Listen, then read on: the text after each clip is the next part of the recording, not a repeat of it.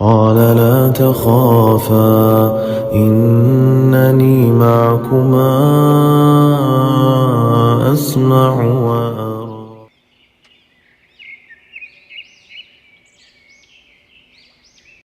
അസ്സലാമു അലൈക്കും വറഹ്മത്തുള്ളാഹി വബറകാതുഹു. അപ്പോൾ നമ്മൾ ഇന്ന് ചർച്ച ചെയ്യാൻ ഉദ്ദേശിക്കുന്നത് മതവിരോധികളുടെ പോഡ്കാസ്റ്റ് നുണകൾ.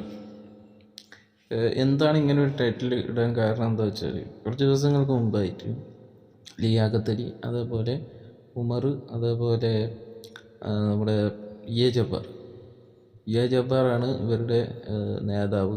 രണ്ട് ഭാഗത്തും അടുത്തും പടുത്തുമായിട്ട് ഇവരുടെ രണ്ട് ശിഷ്യന്മാരും ഇരുന്നു കൊണ്ടാണ്. എന്തായാലും അവർ തന്നെ അവരെ പരിചയപ്പെടുത്തുന്നുണ്ട്. അതൊന്ന് നമുക്ക് കാണാം ആദ്യം. ഇന്നിപ്പോൾ എൻ്റെ ഇടവും മലവും ഇരിക്കുന്ന രണ്ടുപേര് നിങ്ങൾക്കൊക്കെ ഒരുപാട് പരിചയം ഉണ്ടാവും. ഇദ്ദേഹത്തെ നിങ്ങൾക്ക് കണ്ടും കേട്ടും പരിചയം ഉണ്ടാവും, ഇദ്ദേഹത്തെ നിങ്ങൾക്ക് കേട്ടു ധാരാളം പരിചയം ഉണ്ടാവും. ക്ലബ് ഹൗസിൻ്റെ കാലം തൊട്ട് മുമ്പ് സോഷ്യൽ മീഡിയയിൽ നട്ടപ്രാന്തൻ എന്ന പേരിൽ ഇങ്ങനെ ഇടയ്ക്കിടയ്ക്ക് പ്രത്യക്ഷപ്പെട്ടിരുന്ന ആ ഭ്രാന്തനാണ് ഇദ്ദേഹം. ഉമ്മർ കോട്ടക്കൽ എന്നും അറിയപ്പെടും. വിശ്വാസികളുടെ ഇടയിലാണെങ്കിൽ ഭാവന ഉമ്മർ എന്ന് പറഞ്ഞാലാണ് കൂടുതലായിട്ടും അങ്ങനെ ഒരു പേര് അറിയാം. ഇദ്ദേഹം UK സ്ഥിരവാസം. ഓക്കെ, അപ്പോൾ നമ്മൾ മൂന്നാൾ പരിചയപ്പെട്ടു. ഒന്ന് ലിയാഖത്ത് അലി, രണ്ടാമത്തെ എ ജബ്ബാർ, മൂന്നാമത്തത് നട്ടപ്പിരാന്തൻ ഭാവന ഉമർ എന്ന് പറയുന്ന ആൾ, അതായത് ഉമർ കോട്ടക്കൽ. എന്താണ് ഈ നട്ടപ്പിരാന്തൻ? സോഷ്യൽ മീഡിയ എന്നൊക്കെ പറഞ്ഞത്, നട്ടപ്പിരാന്തൻ എന്ന പേരിൽ അതായത് ഫേസ്ബുക്കിൽ ഒരു ഫേക്ക് ഐഡിയയിൽ ഇദ്ദേഹം പണ്ടൊക്കെ പ്രത്യക്ഷപ്പെടാറുണ്ടായി. പല രീതിയിലുള്ള വിമർശനങ്ങളും ആയിട്ട് ഇസ്ലാമിനെതിരെയുള്ള, വേറൊന്നും ഇവർക്ക് അറിയില്ല, ഇസ്ലാമിനെതിരെ വിമർശിക്കുക എന്നുള്ള പേരിൽ യുക്തിവാദിയാണെങ്കിലും വിമർശനം മൊത്തം ഇസ്ലാമിന് എതിരെ ആയിട്ടുള്ള വിമർശനങ്ങളാണ് ഇവർ പൊതുവെ ഉന്നയിക്കാറ്. അപ്പോൾ ഫേസ്ബുക്കിൽ ഫേക്ക് ഐഡിയയിൽ ഒരുപാട് കാലം ഈ പേരിൽ അറിയപ്പെട്ട ഒരാളാണെന്ന് തോന്നുന്നു. രണ്ടാമത് ഭാവന ഉമർ എന്ന് ഇയാളെ പറയാൻ കാരണം, ഈ ക്ലബ് ഹൗസിലും സ്ഥലങ്ങളിലൊക്കെ ഒരു ഹദീസ് വായിക്കും, എന്നിട്ട് അയാളെ ഭാവനയിൽ പല കാര്യങ്ങളും അങ്ങ് പറയാൻ തുടങ്ങും. ഒരു ചെറിയൊരു ഭാഗം എടുത്തിട്ട് അതിന് അയാളുടെ ഭാവനകൾ കൊടുത്തിട്ട് അങ്ങ് വിശദീകരിക്കുക ചെയ്യും. എന്തൊക്കെ പറയാൻ പറ്റും അത്രയും അങ്ങ് പറഞ്ഞങ്ങനെ പോവും. ഒരു മിനിറ്റിൽ പറഞ്ഞ് തീർക്കേണ്ട കാര്യം ചിലപ്പോൾ ഒരു അരമണിക്കൂർ, ഒരു മണിക്കൂറൊക്കെ അയാൾ പറഞ്ഞ് അങ്ങ് കൊണ്ടുപോകും. ഓരോന്നോരോന്ന് കണക്ട് ചെയ്ത് ഇങ്ങനെ കൊണ്ടുപോയിട്ട് ആളുകൾക്കിടയിൽ ഒരു ശിഥിലത, ഒരു എന്താ പറയുക, മതവിശ്വാസികൾക്കിടയിലും അതേപോലെ മറ്റുള്ള മതസ്ഥർക്കിടയിലും ഇസ്ലാമിനെ ഏകത്തി കാണിക്കുക എന്നുള്ള ഒരു രീതിയാണ് ഇദ്ദേഹം സ്വീകരിച്ചുകൊണ്ടിരുന്നത്. എന്തായാലും നമുക്ക് അതിലേക്കൊന്നും ഞാൻ കൂടുതൽ പോകുന്നത്, ഇയാളായിട്ട് ഒരുപാട് ചർച്ചകൾ നടത്തിയിട്ടുള്ളതാണ്. നമ്മൾ ഇയാളെ പറ്റിയിട്ട് കുറ്റം പറയല്ല. ഇത് പറയാൻ കാരണം എന്താ വെച്ചാൽ, നമുക്ക് ഇയാളെ പറ്റി അറിയാം എന്നുള്ളത് കൊണ്ട് ആളുകളെ ഒന്ന് അറിയിക്കുക എന്നുള്ളത് മാത്രമാണ്. എന്തായാലും നമുക്ക് വിഷയത്തിലേക്ക് കിടക്കാം. അപ്പോൾ എത്രത്തോളം ഉണ്ട് ഇവരുടെ ഈ വിവരം എന്നുള്ളത് നമുക്ക് മനസ്സിലാക്കാൻ കഴിയും. അങ്ങനെ വാദമുണ്ടോ? ജാഹിലുകൾ മഹാസംഭവമായിരുന്നു. ജാഹിലുകളല്ല, ജാഹിലിയ കാലം എന്ന് അവരെ വിളിക്കുന്നതാണ്. യഥാർത്ഥത്തിൽ ജാഹിലിയ കാലം തുടങ്ങുന്നത് നുബുവത്ത് മുതലാണ്. ജാഹിലിയത്തിന്റെ ആരംഭമാണ്. അറേബ്യയുടെ ചരിത്രം, അന്നത്തെ മക്കയുടെ ചരിത്രം നമ്മൾ നോക്കിക്കഴിഞ്ഞാൽ യഥാർത്ഥ ജാഹിലിയത്ത് തുടങ്ങുന്നത് മുഹമ്മദിന് ഈ ജിബ്രീൽ വന്ന് തീർച്ചയായും സംഭവം മുതൽ ജാഹിലിയ കാലഘട്ടം എന്ന് പറഞ്ഞ ജബ്ബാർ മാഷ് പറഞ്ഞപ്പോൾ നുബുവത്തോട് കൂടി എല്ലാ അർത്ഥത്തോളം. കാരണം ആ മക്കയിലുണ്ടായിരുന്ന മനുഷ്യര് എത്ര ജനാധിപത്യ ബോധമുള്ളൊരു സഹിഷ്ണുത ഉള്ളവരുമായിരുന്നു എന്നതിന് നമുക്ക് ഈ വേറെ എവിടെയും പോകണ്ട, നമ്മൾ ഈ ഇസ്ലാമിന്റെ ചരിത്രവും ഖുർആനും ചരിത്രവും വായിച്ച. അപ്പം ഈ മൂന്ന് ജാഹിലുകളും പറയുന്നത് എന്താണെന്ന് വെച്ച് കഴിഞ്ഞാൽ, ജാഹിലിയ കാലഘട്ടം എന്നുള്ളത് തുടങ്ങുന്നത് നബി സല്ലല്ലാഹു അലൈഹി വസല്ലമയ്ക്ക് നുബുവത്ത് കിട്ടിയതിന് ശേഷമാണ് എന്നുള്ളതാണ്. അപ്പോൾ ശരിക്ക് അതായത് നബിക്ക് നുബുവത്ത് കിട്ടുന്ന മുമ്പുള്ള കാലഘട്ടത്തെ ജാഹിലിയ എന്ന് പറയാൻ പാടില്ല എന്നുള്ളത്. അവർ ഭയങ്കര സഹിഷ്ണുതയുള്ളായിരുന്നു, അവർ ഭയങ്കര സംഭവമായിരുന്നു എന്നൊക്കെ ഇയാൾ പല വീഡിയോസിലും അവർ പറയുന്നുണ്ട്. ഈ വിഷയമായിട്ട് ബന്ധപ്പെട്ടിട്ട് എ ജബ്ബാറിൻ്റെ പല വീഡിയോസിലും ഇയാൾ പറയാറുണ്ട്. അവരങ്ങ് പൊക്കി അങ്ങ് കൊണ്ടുപോകും. എത്രത്തോളം എന്ന് വെച്ചാൽ പൊക്കി അങ്ങനെ കൊണ്ടുപോയിട്ട് ഏറ്റവും വലിയ ബിൽഡിങ്ങിൻ്റെ മുകളിലെത്തിക്കും. അപ്പോൾ എന്തായാലും ആ വിഷയത്തിലേക്ക് കിടക്കാം. എന്താണ് ജാഹിലിയ? എന്താണ് ജാഹിലിയത്ത് എന്ന് പറയുന്നത് കൊണ്ട് നമ്മൾ ഉദ്ദേശിക്കുന്നത്? ആ നാട്ടിലുള്ള ആളുകളൊക്കെ മോശക്കാരായിരുന്നു, അവരിലൊരു നന്മയും ഇല്ലായിരുന്നു എന്നുള്ള രീതിയിലല്ല. ഒന്നാമതായിട്ട് മനസ്സിലാക്കേണ്ടത്, അള്ളാഹുവിനെ പറ്റിയിട്ട് തീരെ ഒരു അറിവില്ലാത്ത ഒരു ജനവിഭാഗമാണ് ജാഹിലിയ എന്നുള്ളത് കൊണ്ട് പ്രത്യേകമായിട്ട് ഉദ്ദേശിക്കുന്നത്. പിന്നീട് രണ്ടാമതൊരു ഇതെന്ന് പറഞ്ഞു കഴിഞ്ഞാൽ, നന്മ തിന്മകളെ വ്യവച്ഛേദിക്കാനുള്ള കഴിവ് ഇവർക്കില്ലായിരുന്നു എന്നുള്ളതാണ്. അപ്പോൾ ഒരുപാട് തിന്മകൾ ഇവരെ കാലഘട്ടത്തിലുണ്ടായിരുന്നു. ഇപ്പോഴും ആ തിന്മകൾ ഉണ്ട് എന്നുള്ളതാണ്. ഇപ്പോൾ ഒരു ഉദാഹരണത്തിന് ഒരു പെൺകുഞ്ഞ് ജനിച്ചു കഴിഞ്ഞാൽ ആ കുട്ടിയെ കുഴിച്ചു മൂടുന്ന ഒരു വിഭാഗം ആളുകൾ അവരിലുണ്ടായിരുന്നു. എന്നാൽ എല്ലാവരും അങ്ങനെ ചെയ്തിരുന്നു എന്നല്ല. പിന്നെ അതിപ്പോൾ നമുക്ക് അറിയാം, അബോർഷൻ പോലുള്ള, അത് പെൺകുഞ്ഞാണെങ്കിലും ആൺകുഞ്ഞാണെങ്കിലും കുട്ടിയെ വേണ്ട എന്ന് തീരുമാനിക്കുന്ന ആ ഒരു ജാഹിലിയത്ത് എന്ന് നമുക്ക് അതിന് പറയാം. ഇപ്പോഴും ചില ആളുകൾ നമുക്ക് ജാഹിലിയ എന്ന് വിളിക്കുന്നത് എന്തുകൊണ്ടാണ്? അവർ അജ്ഞാതയിലാണ്, അവർ ഈ വിഷയത്തെപ്പറ്റി അറിവില്ലാത്തവരാണ് എന്നുള്ളത് കൊണ്ടാണ് അങ്ങനെ പറയുന്നത്.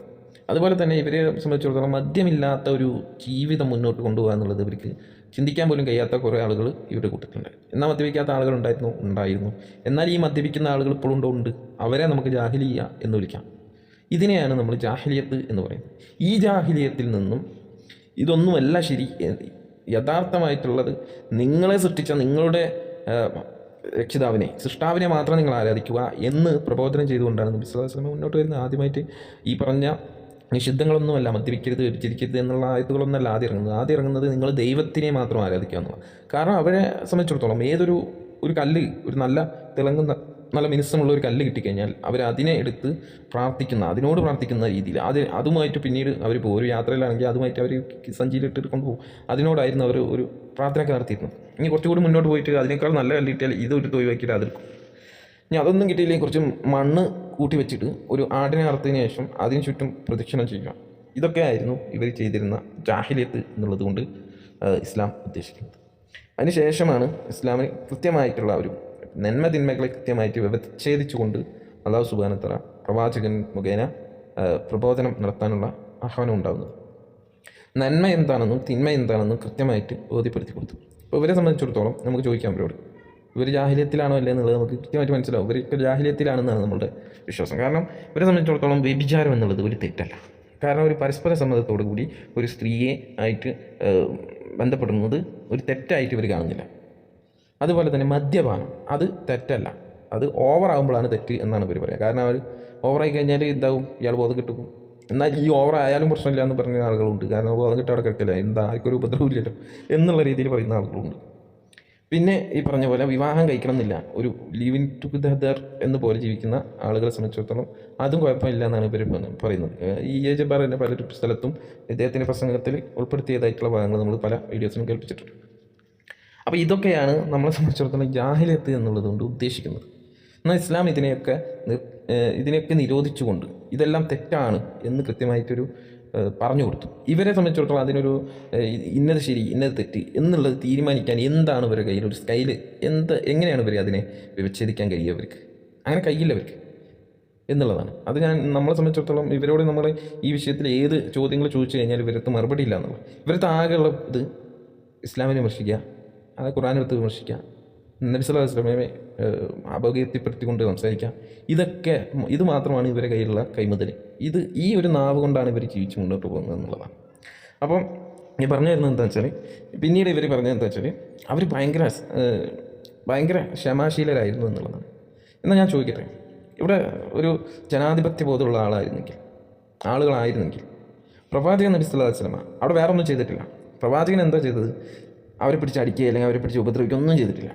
നബി സല്ലല്ലാഹു അലൈഹി വസല്ലം അവിടെ വന്ന് പറഞ്ഞു, നിങ്ങളുടെ രക്ഷിതാവിനെ മാത്രം നിങ്ങൾ ആരാധിക്കുക. അതായത് നിങ്ങളെ സൃഷ്ടിച്ച നിങ്ങളുടെ നാഥനെ, നിങ്ങളുടെ ഇലാഹിനെ മാത്രം നിങ്ങൾ ആരാധിക്കുക. നിങ്ങൾ കൈകൊണ്ടുണ്ടാക്കിയ കാണുകയോ കേൾക്കുകയോ ഭക്ഷണം കഴിക്കുകയോ ജീവനില്ലാത്ത ഈ പ്രതിമകളെയാണോ നിങ്ങൾ ആരാധിക്കുന്നത് എന്ന ചോദ്യമാണ് മുന്നോട്ട് വെച്ചത്. അപ്പോൾ അതിൽ ആകൃഷ്ടരായിക്കൊണ്ടുള്ള ഒരുപാട് ആളുകൾ ഇതിലേക്ക് വന്നു, ഇസ്ലാമിലേക്ക് കടന്നു വന്നു. അങ്ങനെ ഈ സമയത്ത് ഒരുപാട് പീഡനങ്ങൾ ഈ ഇസ്ലാമിലേക്ക് കടന്നു വന്ന ആളുകൾക്ക് ഉണ്ടായിട്ടുണ്ട്. പ്രത്യേകിച്ച് പറയുകയാണെങ്കിൽ നമുക്ക് ചരിത്രത്തിൽ ആദ്യമായിട്ട് ഷഹീദാകുന്നത്, മരണപ്പെടുന്നത് ഒരു സ്ത്രീയാണ്, സുമയ്യ റളിയല്ലാഹു അൻഹ. അവരെങ്ങനെയാണ് വധിക്കപ്പെട്ടത്? വളരെ ക്രൂരമായി കൊണ്ടാണ് ഈ ആളുകൾ കൊന്നിട്ടുള്ളത്. വളരെ ജനാധിപത്യമുള്ള ആളുകളാണ് എന്നാണ് ഇയാൾ പറയുന്നത്. അങ്ങനെയാണെങ്കിൽ അവരെ അങ്ങനെ ക്രൂരമായിട്ട് കൊല്ലുമോ? അവരവരുടെ വിശ്വാസമായിട്ട് പോയിക്കോട്ടെ എന്നല്ല വിചാരിക്കുക. അപ്പോൾ ഇപ്പോൾ ഇന്ത്യയെ സംബന്ധിച്ചിടത്തോളം ജനാധിപത്യ രാജ്യമാണ്. ഓക്കെ, ഇവിടെ നമുക്ക് പല രീതിയിലുള്ള സ്വാതന്ത്ര്യമുണ്ട്. ഇപ്പോൾ ഇയാളെ പോലുള്ള ആളുകൾ എന്ത് ചെയ്യുന്നുണ്ട്? ഇസ്ലാം വിമർശനം നടത്തുന്നുണ്ട്. നമ്മളെ പോലുള്ള ആളുകൾ ഇസ്ലാം പ്രബോധനം നടത്തുന്നുണ്ട്. അതിലേക്ക് വരുന്ന ആളുകളുണ്ട്, അവിടേക്ക് പോകുന്ന ആളുകളുണ്ട്. അതുകൊണ്ട് ഇവരെ പീഡിപ്പിക്കുന്നൊന്നുമില്ല, അങ്ങനെ ഒരു വിഷയം നടക്കുന്നില്ല. അപ്പം ആ ആളുകൾ നബി സല്ലല്ലാഹു അലൈഹി വസല്ലമയെ 3 വർഷത്തോളം എന്ത് ചെയ്തു? ഉപരോധം ഏർപ്പെടുത്തി. ഭക്ഷണം പോലും കൊടുക്കാൻ പറ്റില്ല എന്ന്, ആരും ഈ കുടുംബത്തിന് ഭക്ഷണം പോലും കൊടുക്കരുത് അല്ലെങ്കിൽ സഹായങ്ങളൊന്നും പാടില്ല എന്ന് കൊടുത്തു. അങ്ങനെ ഒരു ഓർഡർ വരെ ഇട്ടു വരും. അതുപോലെ തന്നെ ആ സമയത്ത് ഖദീജ റളിയല്ലാഹു ആണ് നബിക്കുള്ള ഭക്ഷണങ്ങൾ എത്തിച്ചു കൊടുത്തിരുന്നത് ഗുഹയിലേക്ക്, ഹിറാ ഗുഹയിലേക്ക്. പിന്നെ പലപ്പോഴും നബി സ്വല്ലല്ലാഹു അലൈഹി വസല്ലമ പച്ചിലകളും ഒക്കെ ഭക്ഷിച്ചതായിട്ട് നമുക്കറിയാം. സഹാബത്തും അതുപോലെ തന്നെ ഒരിക്കൽ തൻ്റെ ചെരുപ്പ്, ഭക്ഷണമൊന്നും കിട്ടായിട്ട് ചെരുപ്പ് വെള്ളത്തിലിട്ടിട്ട് അത് കടിച്ചു തിന്ന അവസരം വരെ നമുക്കറിയാം. എന്ത് ജനാധിപത്യ ബോധമുള്ള ആളുകളായിരുന്നു ഇവർ എന്നുള്ളതാണ് നിങ്ങൾ പറയുന്നത്. എന്തെങ്കിലും ഒന്ന് പറയുമ്പോൾ അതിനൊരു ചരിത്രബോധമെങ്കിലും വേണ്ടേ? ഒരിത്തിരി ബുദ്ധി ഉപയോഗിച്ചാൽ ഇതിനൊക്കെ നമുക്ക് തെളിവ് ഇസ്ലാം മതിയെന്ന, ഇസ്ലാമിൻ്റെ ഈ പറഞ്ഞ ചരിത്രങ്ങൾ മതിയെന്ന. എന്ത് ചരിത്രത്തിട്ടാങ്ങൾ പറയുന്നത് മനസ്സിലാകുന്നില്ല. ഇത്രക്ക് ജനാധിപത്യ ബോധ്യമുള്ള ആളുകളാണെങ്കിൽ ഞാൻ പറഞ്ഞ ഒരു സ്വാതന്ത്ര്യമാക്കി വിടണം, ഇവർ അവരോട്ട് ബൈക്ക് പോയിക്കോട്ടെ, അവർ പറഞ്ഞോട്ടെ എന്നുള്ളത് കൊണ്ട് എന്താണ് കുഴപ്പമെന്ന് വിട്ടേക്കല്ലേ വേണ്ടത്. എന്നാൽ അവരങ്ങനെ ആയിരുന്നു ചെയ്തു തരുന്നത്? അല്ല. അപ്പോൾ കരാറുകൾ മറ്റും ലംഘിക്കപ്പെടുകയൊക്കെ ഒരുപാട് വിഷയങ്ങൾ ആ വിഷയത്തിലൊക്കെ നമുക്ക് പറയാൻ പറ്റും. അതുപോലെ തന്നെ ഈ നബി സല്ലല്ലാഹു അലൈഹി വസല്ലമയെ ഇവരെല്ലാവരും കൂടി ഗോത്രങ്ങൾ തമ്മിൽ പലപ്പോഴും പ്രശ്നങ്ങൾ ഉണ്ടായിരിക്കും. അതുപോലെ തന്നെ ഗോത്രത്തിലുള്ള ഒരാൾ കൊന്നു കഴിഞ്ഞാൽ അതിൽ 10 ആളെ മറ്റവരെ ഭാഗത്തുള്ള 10 ആളുകൾ വരെ ചിലപ്പോൾ കൊന്ന് ചരിത്രമുണ്ട്. അതേപോലെ തന്നെ അടിമ വ്യവസ്ഥ എന്നുള്ളത് അന്ന് എന്തും ആരെയും പിടിച്ച് അടിമയാക്കാമെന്നുള്ള ഒരാൾ കടം വാങ്ങിയിട്ട് അയാൾ തിരിച്ചടയ്ക്കാൻ കഴിഞ്ഞില്ലെങ്കിൽ അയാളെ പിടിച്ച് അടിമയാക്കുക. അതുപോലെ തന്നെ സ്വതന്ത്രനായിട്ട് നടക്കുന്ന ഏതെങ്കിലും കുട്ടികളെ പിടിച്ചു കൊണ്ടുവന്നിട്ട് അടിമകളാക്കുക, അല്ലെങ്കിൽ വലിയ ആളുകളെ പിടിച്ച് അടിമകളാക്കുക. അതുപോലെ തന്നെ ഒരു അടിമയെ ചന്തയിലൊക്കെ അടിമയായിട്ട് പോകുമ്പോൾ അവിടെ നിന്ന് ഒരു കത്തി വാങ്ങിക്കഴിഞ്ഞാൽ അതിൻ്റെ മൂർച്ച നോക്കുക ഈ അടിമയുടെ കയ്യിൽ വെട്ടിയിട്ടാണ്. ഇത്രക്കാണ് ജനാധിപത്യ ബോധമുള്ള ആളുകൾ എന്ന് പറഞ്ഞു. എന്താണ് മിസ്റ്റർ തീരെ ഒരു ചരിത്രബോധം ഇല്ലാതെ സംസാരിക്കുന്നത്? എന്നാൽ നബി സല്ലല്ലാഹു അലൈഹി വസല്ലം എന്താണ് പറഞ്ഞത്? നിങ്ങളിൽ ആർക്കെങ്കിലും നിങ്ങളുടെ വലം കൈ ഉടമപ്പെടുത്തിയ അന്ന് അടിമ എന്ന് പോലും പിടിക്കാൻ പറ്റില്ല എന്നാണ്. യുദ്ധത്തിൽ പിടിച്ചെടുക്കുന്ന ആളുകളെയാണ് നമ്മൾ അടിമ എന്ന് സാങ്കേതികമായിട്ട് പറയാമെങ്കിലും അവിടെ അടിമ എന്ന് പോലും വിളിക്കരുത്, അവൻ്റെ പേര് വിളിക്കാം. അതുപോലെ തന്നെ യുദ്ധത്തിൽ പിടിച്ചെടുക്കുന്ന ആളുകളെ മാത്രമാണ് ഈ പറഞ്ഞ പോലെ യുദ്ധ തടവുകാരായിട്ട് കൊണ്ടുവരുന്നത്. അവരെ ജോലി ചെയ്യിപ്പിക്കാം, പക്ഷേ അവനക്ക് കഴിയുന്നതിൽ കൂടുതൽ ഭാരം ചുമത്തിക്കൊണ്ട് അവനെ ജോലി ചെയ്യിപ്പിക്കരുത്. അങ്ങനെ വല്ല ജോലിയും അവനെ ഏൽപ്പിക്കുകയാണെങ്കിൽ ഈ ഉടമ ആയിട്ടുള്ള അയാൾ സഹായിക്കണം എന്നുള്ളതാണ്. ഉടമ എന്താണോ ഉടുക്കുന്നത് അത് അവനെ ഉടുപ്പിക്കണം, എന്താണോ കഴിക്കുന്നത് അത് അവനും കൊടുക്കണം. എന്നാൽ അന്ന് അങ്ങനെ ആയിരുന്നോ? അല്ല. അവൻ എന്ത് ഇട്ടാലും കുഴപ്പമില്ല, ഇനി ഒന്നും ഇട്ടില്ലെങ്കിലും കുഴപ്പമില്ല. അതേപോലെ തന്നെ ഈ സ്ത്രീകളെ, അടിമകളായിട്ടുള്ള സ്ത്രീകളെ എന്ത് ചെയ്യും? ഈ വ്യഭിചാരത്തിന് വിട്ട് പൈസ ഉണ്ടാക്കുന്ന ആളുകളുണ്ടായിരുന്നു. ഇതിനൊക്കെ ഇസ്ലാം കൃത്യമായിട്ട് എതിർത്തു. കൃത്യമായിട്ട്. അതുമാത്രമല്ല, നബി സല്ലല്ലാഹു അലൈഹി വസല്ലം പറഞ്ഞ ഒരു ഹദീസ് ഉണ്ട്. അതായത് ആരെങ്കിലും തൻ്റെ അധീനത്തിലുള്ള ഒരാളെ ഷണ്ഡീകരിച്ചു കഴിഞ്ഞാൽ അവനെ ഞാൻ ഷണ്ഡീകരിക്കും. അതുപോലെ തന്നെ അവനെ കൊന്നു കഴിഞ്ഞാൽ ഞാൻ അവനെ കൊല്ലും. അത് രാജാവാണ് പിന്നീട് നബി സല്ലല്ലാഹു അലൈഹി വസല്ലം അവിടെ രാജ്യത്തിൻ്റെ നിയമങ്ങൾ അവിടെ പറയാണ്. അല്ലാതെ ആരെങ്കിലും ഒറ്റപ്പെട്ട വ്യക്തികളെ അല്ല. അവിടെ നബി സല്ലല്ലാഹു അലൈഹി വസല്ലം ആ രാജ്യത്തിൻ്റെ രാജാവായിട്ട് മാറിയതിന് ശേഷമുള്ള ഇസ്ലാമിൻ്റെ നിയമങ്ങളാണ് ഇതൊക്കെ. അപ്പം ഇവർക്ക് ചോദിക്കാനും പറയാനും ആളുണ്ട് എന്നുള്ളതാണ്. യുദ്ധത്തടവുകാരൻ എന്നുള്ളത് കൊണ്ട് അവനെ എന്തും ചെയ്യാം എന്നുള്ള രീതിയിലേക്ക് എത്തിക്കരുത് എന്നവിടെ പറഞ്ഞു. ആ ഒരു രീതിയൊന്നും അന്നില്ലായിരുന്നു എന്നുള്ളതാണ് ഞാൻ പറഞ്ഞത്. അപ്പോൾ ഇതിനെയൊക്കെയാണ് നമ്മൾ ഈ പറഞ്ഞ ജാഹിലിയത്ത് എന്ന് പറയാം. ഇന്നും നമുക്കറിയാം, ഇന്നും ഉണ്ട് ഈ ജാഹിലിയത്ത്. ഇന്നും യുദ്ധത്തടവുകാരായ ആളുകളെ എന്താണ് ചെയ്യുന്നത്? പല രീതിയിൽ അവരെ പീഡിപ്പിക്കുന്നതായിട്ട് നമുക്കറിയാൻ കഴിയും. അപ്പോൾ അതൊന്നും പാടില്ല. അവന് കൊടുക്കേണ്ട ചില ന്യായമായ ഇത് അവന് കൊടുക്കുക. അവനിനി പോകണമെന്ന് തോന്നുകയാണ്, നിശ്ചിത പണം ഇവൻ കെട്ടിവെച്ചിട്ട് ഇവന് പോവാം.